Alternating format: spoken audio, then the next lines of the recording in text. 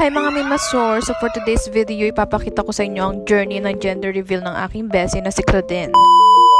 So yun mga Mima, magpapa-ultrasound muna siya dito kay Dr. Trinilisa Bagal, so dito sa Balanga, para malaman ang gender. Huy, na-miss ko ulit magbuntis, ang aesthetic talaga ng clinic na ito. Ayan, mute muna kami for today's video kasi nakakahiyang mag-ingay. May mga kasabay din kasi kami mga baby. Ayan na nga, tinawag na si Claudine dahil siya na ang sasalang. Hindi na lang talaga naging proxy ng tatay. Hoy, Don Christian Bourbon, sa susunod sa huran mo ko Charing king king! Nakapiring yang si buntis dahil hindi niya nga pwede makita yung gender. Syempre, dahil ganap na ganap tayo for the video tayo niya.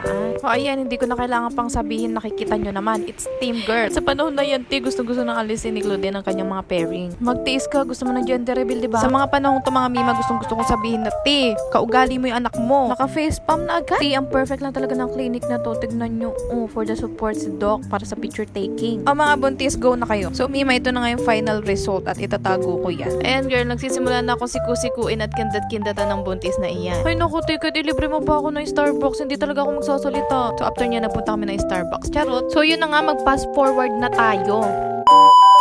Ayan, papunta na kami sa Fiesta Communities dahil doon nga gaganapin ang gender reveal nitong si Claudine. Syempre, tinantay na natin si Albert at saka si Christine kasi Mikey sakay tayo sa kanilang videos. Huy! Ay, Mikey, parang hindi kaya ata masaya. Simangot naman. Kanino pa ba yan nagmana? Syempre sa akin. Ayan, everyone, si Buntis hindi pa naliligo. Hindi ko tuloy naayusan. May dala pa naman akong pangkulot ng buhok. Syempre, wag natin kalimutang i-promote ang events coordinator na si Albert at saka si Saldi.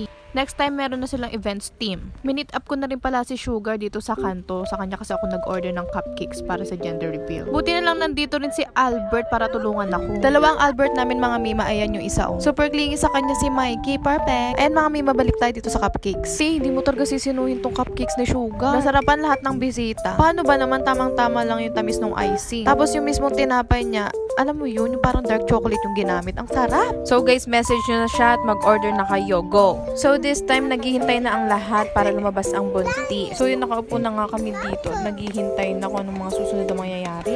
Nandito na tayo sa exciting part, huy! So ready na ba ang lahat na malaman ang gender ng baby ni Ate Claudine at ni Kuya Don? Ay, Sino boy?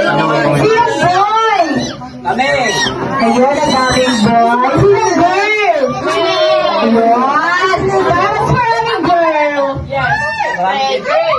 Okay, let's see kung babae nga or lalaki ang baby nila Kuya Don at ni Ate Claudine. So let's count. 1, 2, 3. Ready, set, go!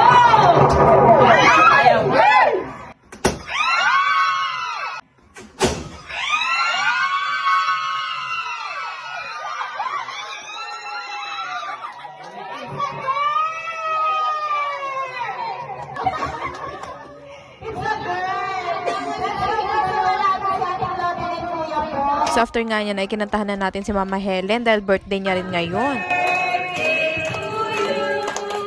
Happy birthday to you. Happy birthday, happy birthday, happy birthday to you.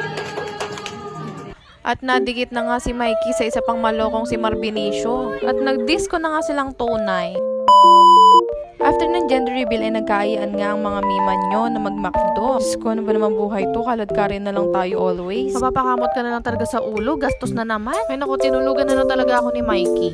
Ay, joke, mali pala. Gising pala siya. Oh, Aura.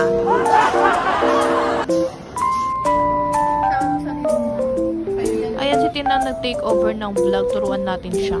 Ay naku, thankful talaga ako sa mga friends kong nagtsatsaga talaga magbuhat kay Mikey kapag may mga gantong gala. Sabi nila talaga namin sa sarili namin, ay parang hindi tayo nagpunta sa handaan na. Wala to sa usapan kasi ang usapan magkakapilang huy. So yun mga Mima, napagod na ako mag-voice over. So hanggang dito na lang. Bye! Ay hindi, teka, babalik tayo doon sa loob. Feeling ko mga Mima gusto kong umaura. Teka lang.